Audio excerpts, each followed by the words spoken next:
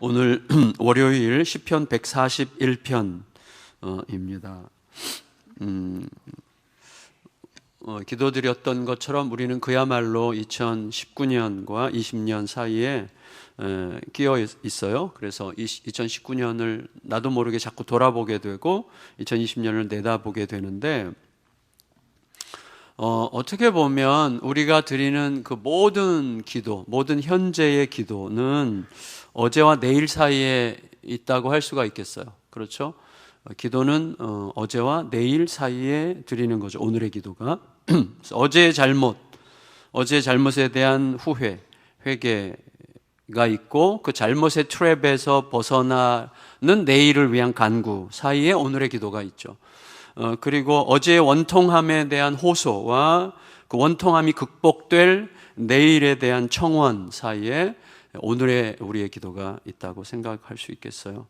시편 141편은 나의 어제는 미혹당한 어제예요. 무언가에 미혹당한 어제고, 그 미혹당한 것을 한탄하면서 더 이상 그 트랩에 빠지지 않는 삶을 향한 청원의 기도라고 할 수 있고, 내일 말씀은 어제 경험한 원통함이에요. 어제 경험한 원통함, 그것이 내일 극복되는 내일이 되기를 하나님 앞에 간구하는 오늘의 기도라고 할 수 있죠. 그러니까 오늘의 기도는 항상 어제와 내일 사이에 있는 것이죠. 어제의 미혹당함, 어제의 원통함을 그렇지 않을 내일을 향한 간구로 드리는 게 오늘의 기도라고 할 수가 있어요. 그래서 오늘 보면 시인이 이렇게 좀 선명하진 않아요. 내용이 선명하진 않은데 이렇게 반복적으로 가다 보면 어느 순간 미혹을 당했다는 생각을 하게 돼요. 미혹을 당한 게 분명한데, 올해 이상민 목사님이 미혹을 당한 적이 있는데, 그 중고 휴대폰 보이스 피싱을 당했어요. 꽤 됐죠? 한 몇 달 됐는데, 이거 말하면 사모님한테 혼나나요? 사모님 저를 혼내주세요. 근데 그때 놀랬어요. 살짝 놀랬어요. 이 똘똘한 목사님이 당했는가 이렇게 생각을 했는데, 그때 뭐라고 얘기했는가 하면 한순간에 당했다는 거예요. 한순간. 그게 믿어져요. 한순간이죠. 그러니까 미혹당한다는 것은요, 우리가 미혹당한다는 거를 쉽게 생각하면 안 되는 게 한순간의 일이거든요. 그래서 어떻게 보면 일단 내 마음이 그 방향으로 살짝 틀어지면 그냥 순식간에 빠지는 게 미혹이죠. 그러니까 미혹이죠. 그러니까 우리가 쉽게 생각할 수 없는 거예요. 쉽게 생각할 수 없죠. 신앙생활이라는 게 어떤 경지에 이르는 게 아니고, 특별히 복음으로 살아가는 그리스도 안에서의 삶은 경지가 없어요. 항상 우리가 뭐 초긴장을 해야 된다 그게 아니라 항상 붙들려 있어야죠. 시인이 절박함으로 지금 부르짖고 있는데, 하나님 내게로 좀 와주세요 이렇게 부르짖고 있어요. 여러분 1절 읽겠습니다. 1절 시작. 여호와여 내가 주를 불렀사오니 속히 내게 오시옵소서. 내가 주께 부르짖을 때에 내 음성과 귀를 기울이소서. 자, 시인의 이 말에서 우리가 읽어낼 수 있는 시인의 상태가 있죠. 굉장히 긴박해요. 근데 여러분, 하나님은 불러야만 오시는 분도 아니고 내가 부르지 않는다고 안 오실 분도 아니죠. 하나님은 항상 우리 곁에 계시죠. 그런데 지금 시인이 왜 이렇게 부르죠? 하나님이 지금 안 계시다고 느끼는 거죠. 하나님이 내 곁에 지금 안 계신 것 같고, 너무 멀리 계신 것 같고, 하나님, 내 음성은 하나님께 전혀 들려지지 않는 게 분명하다고 느껴지는 상황에서의 절박한 부르짖음이죠. 이게 시인의 지금 형편이에요. 하나님이 너무 멀게 느껴지고 내 곁에 안 계신 것 같으니 빨리 좀 와달라고 그러는 거죠. 그러니까 부르짖어서 외치지 않으면 하나님이 내 소리를 전혀 듣지 않으실 거라고 생각하게 되는 상황이죠. 그렇지만 우리가 알아요. 원인은 하나님께 있지 않죠. 원인은 전적으로 나한테 있죠. 하나님은 나를 멀리 하신 적이 한 번도 없지만 내 안에 무언가가 하나님을 멀게 느껴지게 만든 거죠. 그건 우리가 늘 경험하는 거죠. 제가 제일 많이 경험하는 건 부부싸움이에요. 부부싸움을 많이 하진 않습니다. 많이 하진 않지만 한번 싸우게 되면 하나님이 내 마음에서 갑자기 좀 멀게 느껴지죠. 때로는 나를 떠나신 것처럼 느껴질 때도 있지 않습니까? 그런 상황에 빠지게 되면 하나님이 변함없이 가까이 계셔. 사람들이 자꾸 하나님 변함없이 가까이 계신다는 말을 들어도 설득이 잘 안 되죠. 뭐 그렇게 별로 도움이 안 돼요. 그런 말이 힘이 안 돼요. 일단 내 마음이 그렇게 빠지면, 그런 상태 속에 빠지면 하나님이 함께 하셔, 하나님이 가까이 계셔, 그 말이 아주 피곤하죠. 그리고 화가 나죠. 어떤 때는 안 들려요. 굉장히 설득이 안 되는 말인데, 그래서 시인이 지금 하나님 앞에 기도할 때 하나님께서 실제로 지금 여기서 내가 확인할 수 있을 만큼 내 기도를 분명하게 들어주시기를 이런 식으로 표현하고 있어요. 2절 읽겠습니다. 시작. 나의 기도가 주의 앞에 분향함과 같이 되며 나의 손드는 것이 저녁 제사같이 되게 하소서. 예, 저녁 제사 때는 보통 불태워 드리는 제사는 아니지만 분향할 때 가끔씩은 그런 제사를 드릴 때도 있다고 하는데, 그래서 제사를 드릴 때 그 분향할 때 그 향이 하나님께 올라가는 거죠. 향이, 우리가 기도에 향이 올라간다 그러잖아요. 분향할 때 향기가 올라가는 게 어떻게 느껴요? 우리 코가 확실히 느끼죠. 그리고 하나님께 드리는 제물의 제사가 하나님께 드려진다는 게 연기가 하나님께 올라감으로써 우리가 시각으로 보는 것처럼, 마치 분향의 또 제사가, 저녁 제사가 내 코와 내 눈으로 분명하게 확인할 수 있는 것처럼, 하나님 지금 내가 드리는 내 기도도 하나님께 직방으로 들어가서 하나님께서 좀 확실히 들으시는 것을 알도록 좀 해주십시오. 그러니까 내가 지금 너무 답답한 거예요. 하나님께서 너무 멀고 내 기도는 완전히 막힌 것 같고 하나님께서 안 들으시는 것 같은 그런 느낌 속에, 너무 힘든 상황 속에 지금 있다는 거죠. 그만큼 시인이 지금 불안함과 두려움에 사로잡혀 있다고 느낄 수 있어요. 그렇게 느끼는 이유는 뭐냐면, 아까 말씀드렸지만 내 안에 있는 어떤 문제 때문이죠. 내 안에 있는 어떤 문제가 있는가를 살펴보자면, 그렇게 하지 말았어야 하는 일에 미혹당한 일 때문인 것 같아요. 그거를 이제 우리가 3절부터 이어지는 내용을 통해서 유추해 볼 수 있어요. 명확하게 얘기하지는 않는데 유추하는 거죠. 자, 이런 것 같아요. 여러분, 이 시인은 가까운 과거인데 가까운 과거일 거죠. 가까운 과거에 자기 마음과 생각과 행동이 어떻게 하다 보니까 매우 좋지 않은 쪽으로 이렇게 기울어진 것 같아요. 그리고 그때를 지금 후회하고 있는데, 그래서 자신의 내일에는 그런 미혹에 빠지는 일이 없기를 간구하는 거죠. 따라서 이분이 드리는 그 기도 내용을 통해서 그가 가까운 과거에 어떤 상황에 처해 있는지를 이제 유추하게 되는 거죠. 다윗이라고 할 때 다윗의 시로 분류되어 있는데, 어떤 상황에 과거에 처해 있었던가 3절 읽겠습니다. 3절 시작. 여호와여 내 입에 파수꾼을 세우시고 내 입술의 문을 지키소서 그랬어요. 왜 뜬금없이 갑자기 내 입술의 문을 지키소서, 내 입에 파수꾼을 세우소서, 그 말은 뭐죠? 우리는 보통 그렇게 하잖아요. 하나님 이 주둥이를 꼬매 주시옵소서, 이렇게. 왜 그 말을 해요? 내가 말을 막 한 거죠. 막 했어요. 최근에 시인은 자꾸 자기 입에서 분노와 불평이 솟아오르는 것을 제어하기가 어려웠던 것 같아요. 여러분, 우리가 좌절하는 시간, 실망하고 좌절하는 시간에는요, 입이 열리지 않습니다. 입이 닫히죠. 그리고 하나님과의 관계가 아주 잘 아름답게 적절하게 유지되고 있을 때는 입이 적절하게 열려요. 열릴 때 열리고 닫힐 때 닫히죠. 그게 하나님과의 관계가 좋을 때의 현상이죠. 하나님과의 관계가 좋을 때는 열릴 때 열리고 닫힐 때 닫히죠. 근데 언제 쓸데없이 열립니까? 자만에 빠졌을 때죠. 자만에 빠졌을 때. 그때는 아무 때나 열려요. 그래서 막 열려. 그래서 그 꼬매야 되는데 이게 꼬매도 터져. 그 정도로 아주 세지죠.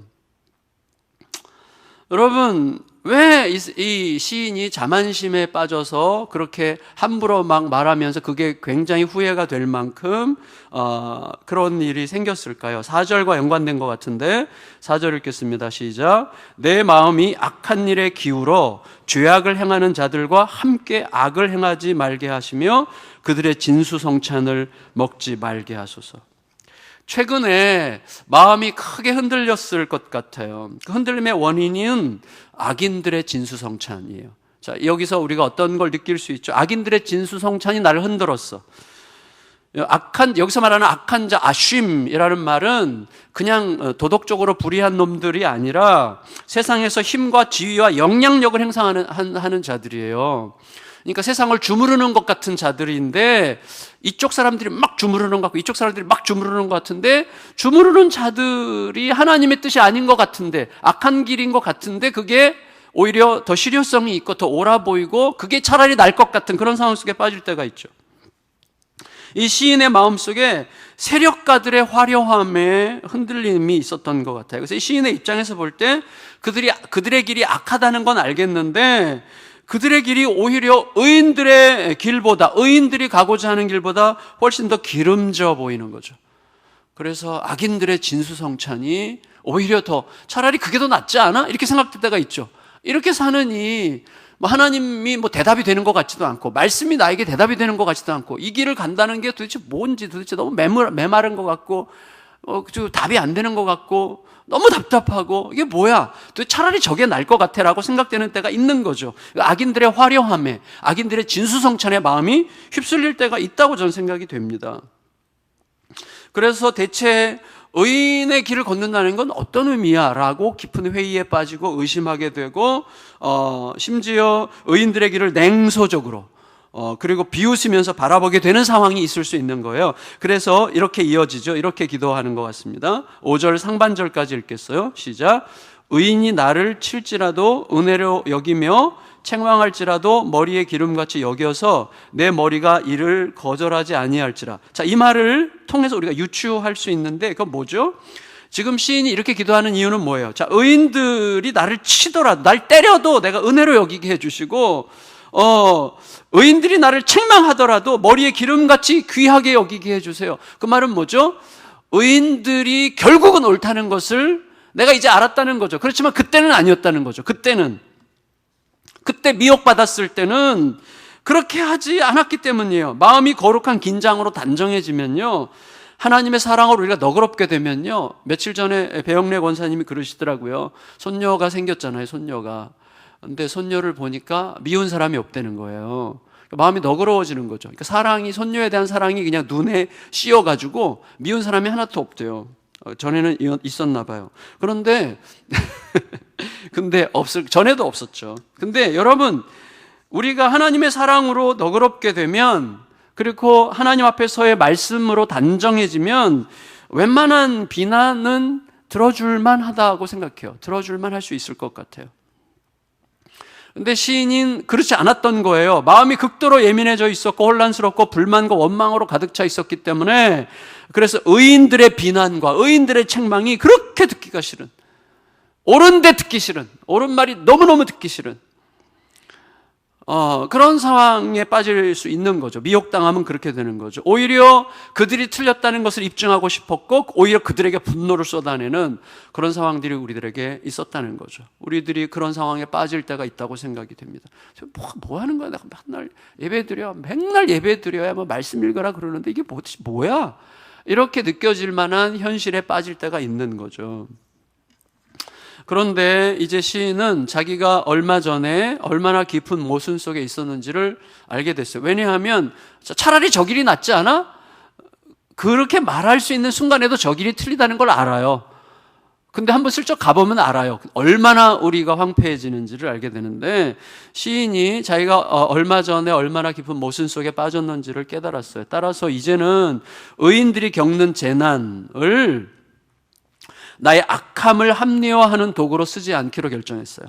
그래서 하나님 앞에 열심히 살아간 사람들이 잘못되는 것을, 내가 내 멋대로 살아가는 것을 합리화할 수 있는 도구로 우리는 사용할 수 있는 사람들이죠. 그거 봐, 저렇게 맨날 하나님 섬긴다고 하면서 뭐야 저거, 그냥 내 맘대로 이렇게 사는 게 차라리 더 낫지라고 많은 교회 밖에 있는 분들이 그렇게 살고, 심지어 교회 안에 있는 우리들도 그렇게 느끼고 싶을 때가 있을 것 같아요. 따라서 이제 그들이 재난당하는 것이 그들이 틀렸고 악인들의 진수성찬을 쫓아가는 내가 옳다는 증거라도 되는 듯 여겼던 그런 유치함을 버리기로 결정했어요. 그리고 이제는 의인들이 재난을 잘 견디고 그리고 그 재난의 시간을 잘 넘어갈 수 있도록 기도하기로 마음을 먹습니다. 5절 하반절에 보면 그들의 재난 중에도 5절 전체를 다시 읽겠습니다. 시작. 의인이 나를 칠지라도 은혜로 여기며 책망할지라도 머리에 기름같이 여겨서 내 머리가 이를 거절하지 아니할지라 그들의 재난 중에도 내가 항상 기도하리이다. 사실 이 부분은 논쟁이 좀 있고 복잡해요. 번역이 좀 복잡한 구절로 학자들 사이에서도 논쟁이 있는데 저는 그냥 과감하게 이게 맞다라고 마음을 정했습니다.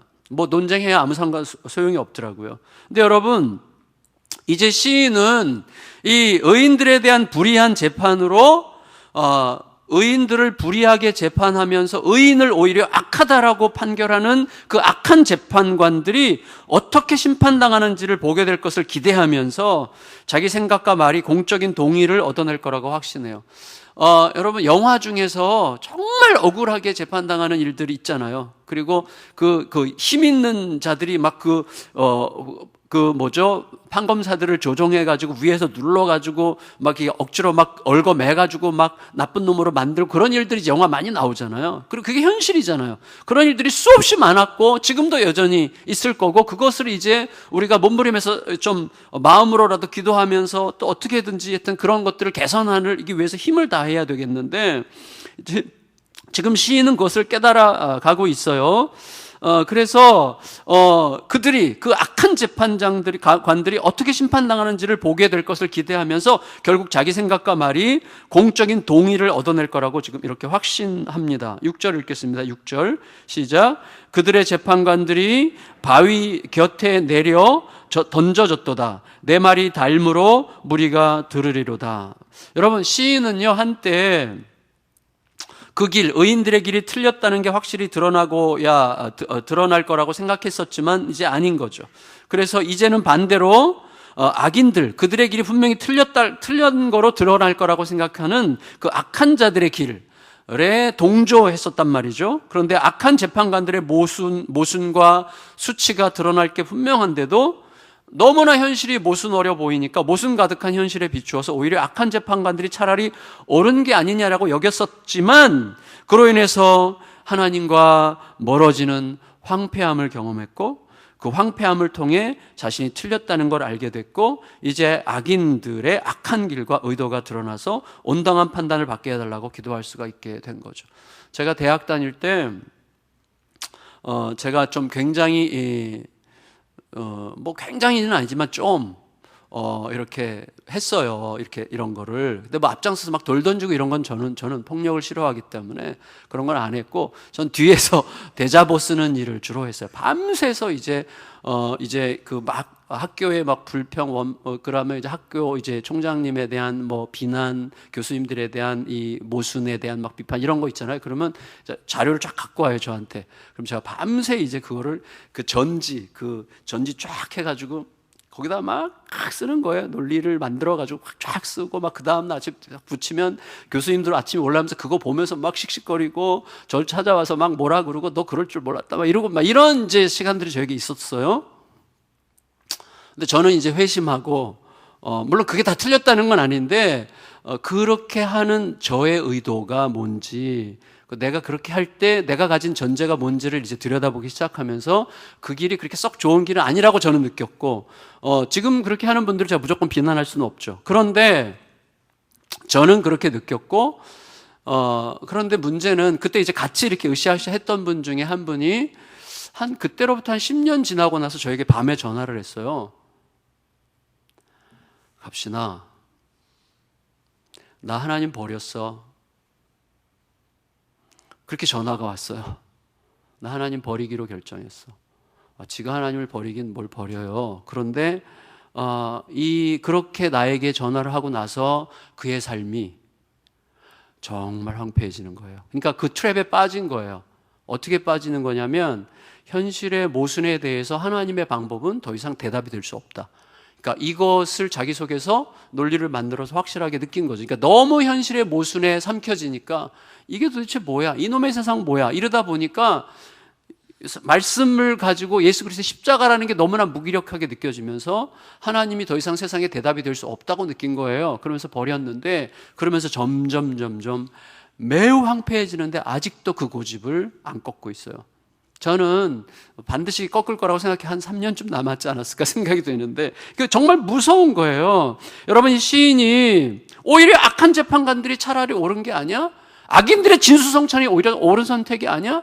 이런 식으로 생각하는 그런 상황, 모순, 그 트랩에, 그런 미혹에 빠질 수 있는데, 그로 인해서 이 시인은 비교적 굉장히 빨리 깨달았던 것 같아요. 그로 인해서 하나님과 멀어지면서 내가 얼마나 황폐해지는지, 내 속이 얼마나 황폐해지는지, 그 황폐함을 통해서 자기가 틀렸다는 것을 알게 됐고, 이제 악인들의 악한 길과 의도가 드러나서 온당한 판단을 받게 해달라고 기도할 수 있게 된 거죠. 이제 시인은요, 독특하게 내가 아니라 우리의 처지를 이렇게 묘사하고 있어요. 7절 읽겠습니다. 7절 시작. 사람이 밭가라 흙을 부서뜨림 같이 우리의 해골이 스올 입구에 흩어졌도다. 여러분, 우리의 해골이 스올 입구에 흩어졌다. 이 말은 뭐냐면 우리 모두가 죽음에 삼켜졌도다, 죽음에 처해졌도다, 이 말인데, 자, 이 구절이 어려운 게 뭐냐면 여기서 우리의 해골이라고 말할 때 그 우리가 누구냐는 것 가지고 학자들의 의견이 굉장히 갈라져요. 어떤 사람은 우리가 악인이라고 그러고 어떤 사람은 우리가 의인이라고 그러는데, 우리가 악인이라고 그러면 악인들에 대한 온전한 처벌이고, 의인이라고 하면 의인에 대한 의인의 그 부당한 순교적 상황을 이제 이야기한다고 생각하는 건데, 그래서 극단적으로 갈라져요. 여기에 대해서 저는 과감하게 이렇게 정리했어요. 학자들이 어떻게 얘기하건 하나님께서 제 말에, 왜냐하면 학자들 누구 의견을 따라도 다 모순이니까, 다 틀리니까. 저는 이렇게 기도하는 중에 이렇게 느끼게 됐어요. 자, 우리가 누구냐? 여러분, 우리가 의인들을 말하는 거면 부당하게 당하는 고난을 지금 7절에서 얘기하는 거고, 악인들을 말하는 거면 악인들에 대한 확실한 심판을 말하는 건데, 하지만 지금 계속되는 문맥에 따라서 읽는다면 저는 조금 더 자연스러울 것 같아요. 뭐냐면 우리라고 하는 것은요, 이 시인이 한때 매우 심각하게 동조하려고 했던 악인들이죠. 이게 중요해. 내가 한때 동조할 뻔했던, 함께 동조하려고 했던 그 악인들을 얘기해요. 따라서 악인이지만 내가 하나님으로부터 멀어진다면 언제든지 그들에게 동조할 수 있다는 의미에서의 우리라고 저는 표현할 수 있다고 생각이 됩니다. 여러분, 우리들 모두가 이런 거죠. 세상을 바라볼 때 예를 들어서 악한 자들을 바라볼 때 나와 너로 분별을 해요. 근데 제가 설교를 통해서 여러 번 우리 모두에게 서로 강조하려고 하는 게, 그들이 나다, 그들과 내가 뭐가 다르냐, 이런 얘기를 많이 하려고 하는 편이에요. 이유는 우리가 그들과 나를 분별함으로써 우리 스스로 모순에 빠지거든요. 우리가 트랩에 빠져요. 다른 트랩에 빠져요. 굉장한 자만의 트랩에 빠지든지, 내가 옳다고 전제하는 방식으로 생각하는 트랩에 빠지든지, 아니면 나도 그런 생각 때문에, 안일함 때문에 쉽게 또 그런 자들의 트랩에 빠질 수가 있는 거죠. 사실은 항상 생각할 때 하나님 앞에서 내 자신을 그런 방식으로 생각하는 게 우리에게 굉장히 중요한 거라고 생각이 됩니다. 그래서 내가 그런 운명에 처해질 뻔했거나 그런 상황에 빠졌다고 느낄 만큼 생생한 경험을 통해서 시인은 하나님과 멀어지는 경험이 얼마나 저주스러운 상황이었던가 하는 것을 알게 된 거예요. 그래서 하나님과 한참 멀어지지 않았음에도, 멀어질 뻔했음에도 불구하고 얼마나 깊은 황폐함을 경험했는가를 생각하면서 하나님 내게 와주시라고 지금 갈망하며 간절히 부르짖고 있는 거죠. 매우 현실적인 시라고 생각돼요. 여러분, 우리는 어제까지만 해도, 아니 방금 전까지 은혜 가득한 예배를 드렸어도 복음 앞에서 마음의 균형을 조금만 잃어도 자만해, 살짝 자만해, 내가 누구보다 더 나라고 하는 자만해, 그리고 조금만 나쁜 소리 들어도 좌절해. 너무 쉽게 빠지죠. 조금만 복음 앞에서 균형을 잃어도 마음의 자만심을 제대로 다스리지 못하게 되고, 입술을 함부로 움직임으로 말하지 말았어야 될 말을 함으로써 스스로를 지옥 같은 황폐함에 빠뜨릴 수 있는 자들이죠. 우리가 그런 자들이에요. 우리는 때로 지극히 심각한 모순처럼 보이는, 모순으로 보이는 현실에 과도하게 분노하고 원망을 쏟아내느라고, 정당한 분노도 분명히 있겠지만 과도하게 쏟아내느라고. 왜 과도하게 쏟아내죠? 내가 옳다는 거죠. 그래서 내 마음을 제대로 지키지 못하고, 그렇게 되면 어떻게, 말씀을 따라 사는 삶이 하찮아 보여요. 하나님 앞에 엎드리는 게 하찮아 보여요. 오히려 내가 하고 싶은 대로 살아가는 게 더 바람직하게 보이는 상황을 경험할 때가 있어요. 하지만 그렇게 되면 즉시 혹은 서서히 하나님으로부터 멀어지면서 헤어나오기 어려운 영적인 건조함과 황무함에 빠지게 되는 거죠. 결국 우리들이 가야 될 길은 너무나 분명해요. 너무나. 8절 읽겠습니다. 8절 시작. 주 여호와여, 내 눈이 주께 향하며 내가 주께 피하오니 내 영혼을 빈궁한 대로 버려두지 마옵소서. 항상 주님을 바라보게 해주세요. 그러면 항상 주님을 바라보게 해주세요. 그건 뭐죠? 그 사람을 볼 때, 그 관계 속으로 들어갈 때, 그 일을 행할 때, 그 상황 안으로 들어갈 때 항상 주님을 통해서, 주님의 마음과 주님의 말씀을 통해서 주님의 시선으로 들어가는 거예요. 이게 쉬운 일이 아니에요. 그래서 제가 심지어 이런 거죠. 제가 최근에 깨달았는데 제가 아내한테 고백했어요. 제가 아내랑 무슨 얘기를 할 때, 특별히 교회 얘기를 할 때, 제가 아내가 뭘 막 얘기할 때 저도 모르게 제가 아내는 잘 모르고 나는 빠삭하게 잘 알고 있다는 전제를 갖고 듣고 있더라고요.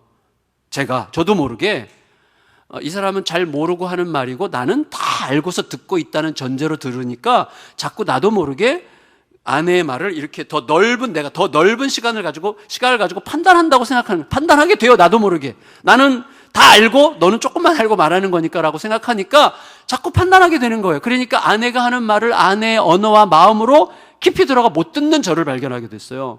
이게 굉장히 무섭더라고요. 그러니까 항상 주님을 바라본다는 건 뭐냐면 지금 내 앞에 누가 말하든지 그 사람이 말하는 그것을 주님이 그 사람의 말을 듣는 방식으로 그 사람의 말을 들어야죠. 그래서 내가 항상 봉사하려면 주께서 주시는 힘으로 봉사하는 것 같이 하고라고 말한 것처럼 그 사람을 대할 때, 그 일로 들어갈 때, 그 상황으로 들어갈 때, 그 관계 속으로 들어갈 때 항상 주님과 함께 들어가는 방식으로 가야 되는 거예요. 그게 항상 주님을 바라본다는 의미더라고요, 저에게는. 그리고 무겁고 버거운 현실에 눌릴 때 상한 마음으로, 도움되지 못할 헛된 정보로, 의지할 수 없는 사람에게로 우리가 피하는 경향이 있어요. 너무 힘들면 의지할 수 없는 사람에게 헛된 정보로 막 이게 옳대, 그거 먹으면 좋대, 막 이렇게 가고 막 이렇게 무겁고 현실에 눌리게 되면 그렇게 되는 거예요. 가장 먼저 지금껏 인도하셨고 또 인도하실 하나님께로 가장 먼저 피하기로 결정하는 길이 우리가 가야 될 가장 중요한 길이라고 지금 시인이 우리에게 고백하고 있어요. 하나님을 바라보고 하나님께로 피하는 자를 주님은 결코 배고픈 채로, 빈궁한 채로 내버려 두지 않으실 거라고 지금 고백했죠. 8절에서. 여러분, 결론적으로 말씀드릴게요. 주님의 눈으로 세상과 삶을 보고 모든 상황에서 주께로 피하면, 다시 말하면 주님을 신뢰하여 주님을 의지하고 주의 말씀과 주의 때를 기다리면 하나님을 통해서 보게 되는 그 시선을 얻어요. 그래서 지금 내가 처해 있는 상황을 지금 내 눈으로 안 봐요. 내 기분으로 안 봐요. 내 감정으로 안 봐요. 내 자존심으로 안 봐요. 하나님의 시선으로 보려고 자꾸 바꾸는 거죠. 그렇게 해서 하나님의 시선을 얻고, 그렇게 되면 어떻게 되죠? 하나님의 안아주심의 든든함을 맛봐요. 제가 어제 아침에도 딱 일어났는데 성탄절 예배 전부터 성탄절 예배 다음에 특세 계속하고 주일 설교하고 또 오늘 내일 또 하고 내일 저녁 송구영신 예배 하고, 그리고 제가 불행하게도 오래전에 1, 2, 3일을 또 어디 저기 강남 이제 길동에 있는 어떤 교회 또 이렇게 사경회가 잡혔어요.